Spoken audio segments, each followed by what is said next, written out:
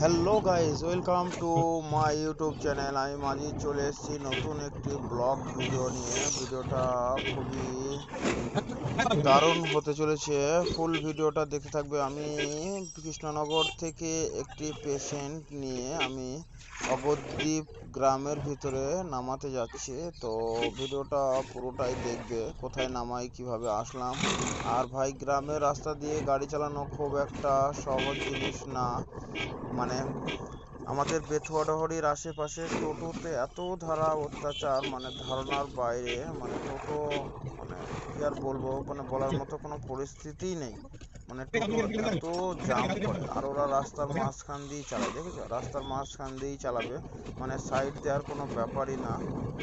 Side তো দিতেই চাইবে না। আর 2 নম্বর কথা হচ্ছে, হরেন মারলেও সরতে চায় না, কারণ ওরা মনে মনে ভাবে আমরাই রাস্তার ডন। আর আমরা ছোট গাড়ি, মানে যারা আমরা এই স্করপিও ফরপিও যে গাড়িগুলো আছে না, এরা আমরা টোটোর থেকেও মানে লো বাজেটের। এই দেখো, সাইড দিতেই চাচ্ছে না। এই যে সামনে একটা টোটো আছে, সাইড দিল। তো এই দেখো, একবারে মানে কি বলবো, মানে বলার মতো কোনো পরিস্থিতি থাকে না। আর আমার ভিডিও দেখছেন যারা, অবশ্যই লাইক কমেন্ট তো অবশ্যই করবে, কেননা লাইক কমেন্ট না করলে ভিডিও করতেও আর ভালো লাগবে না। তো বেশি বেশি করে শেয়ার করবে, যাতে ভিডিওটা সবাই দেখে। দেখার পর ভিউজ আসে, দেখতেও ভালো লাগবে, আবার ভিডিও করতেও ভালো লাগবে। এরকম সুন্দর সুন্দর ব্লগ ভিডিও করে দেব। সামনে একটা ব্রিজ আছে, এই মোড়টার নাম হলো আরপাড়া। এই সামনে ব্রিজ আছে, এখানে অনেকজন রিলস ভিডিও করতে আসে, অনেকজনই আসে। মানে আমি এখন সকালবেলা তো, তার জন্য কেউ নেই, তবে তো 2-3 জন ভাইরা সব আছে, রিলস করছে। এই আরপাড়া গ্রামটা পার করলাম, এবার চলে এসেছি আমি, এইটাকে বলে কবিরনগর হাই স্কুল। এই সামনে এখানে একটা মাঠ আছে, মাঠে অনেক রকম খেলাধুলা হয়। আর ভাই, রাস্তাটা এতটাই সরু, মানে একটা গাড়ি যাওয়ার পর একটু বড় গাড়ি গেলে, মানে স্করপিও বা যদি লরি ফরি কিছু যায়, তাহলে আর দ্বিতীয় কেউ যাওয়ার মতো সাইড দেওয়া যায় না, কারণ রাস্তাটা খুবই সরু। আবার ভিড়ভাট্টা, মানে অনেকগুলা গ্রাম পড়ে এই রাস্তার উপরে, মানে অনেকগুলা গ্রাম পড়ে। আর আমি যেখানে যাচ্ছি ওখানে একটা নদী আছে। নদীটা, নদী আছে ওখানে একটা। তো নদীর ওই পাড়টা হলো বর্ধমান, এই পাড়টা হলো নদিয়া। এই পাড়টা নদিয়া, ওই পাড়টা বর্ধমান।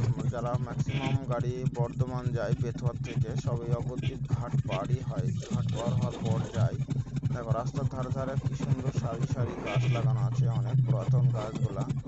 আর এটা খুব ব্যস্ত একটা রাস্তা, মানে বলার মতো নয়। মানে সব সময় গাড়ি ঘোড়া যায়, স্কুলে ছেলে মেয়েরা পড়াশোনা করে, তার জন্য সাইকেল নিয়ে যাওয়া আসা করে।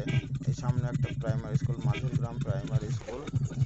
তো চলো যাওয়া যাক, লাস্ট পর্যন্ত ভিডিওটা দেখো। ভাই, যারা যারা লাইক করোনি এখনো, তারা অবশ্যই লাইকটা করে দিও, যাতে নেক্সট ভিডিওটা আমার খুব সুন্দর করা যায়, সেই চেষ্টাটাও আমি করব। এই দেখো, সাইড দিচ্ছে না, এই যে টোটো আর মানুষ হেঁটে যাচ্ছে রাস্তার পুরো মাঝখান দিয়ে, মানে বলার মতো পরিস্থিতি নেই। সামনে ঢুকছি মাঝের গ্রাম বাজার, এটা হলো মাঝের গ্রাম বাজার। এখানে মানে বড় বাজার, সব কিছুই কম বেশি আছে। সামনে একটা পেট্রোল পাম্প আছে। দেখো, টোটোওয়ালা সাইডই দিচ্ছে না, অনেক চেষ্টা করছে, হরেন মেরেই যাচ্ছি, মানে দিচ্ছেই না। অনেকক্ষণ পর যা কোনো রকম সাইডটা দিল, আবার গুটি পায়ে চলে যাচ্ছে। এই দেখো বাইক, ও সামনে সামনে যাবে, আমার আগে যাওয়ার অনেক চেষ্টা করছে, মানে পারলো না। অনেক হরেন দেওয়ার পর আর পারলো না, তখন আর সাইড দিয়ে দিল আমাকে। এই দেখো, আর একটা টোটোওয়ালা, এ তো রাস্তা এমন সরু, রাস্তাটা আবার খুবই খারাপ, তার জন্য সাইড পাচ্ছে না।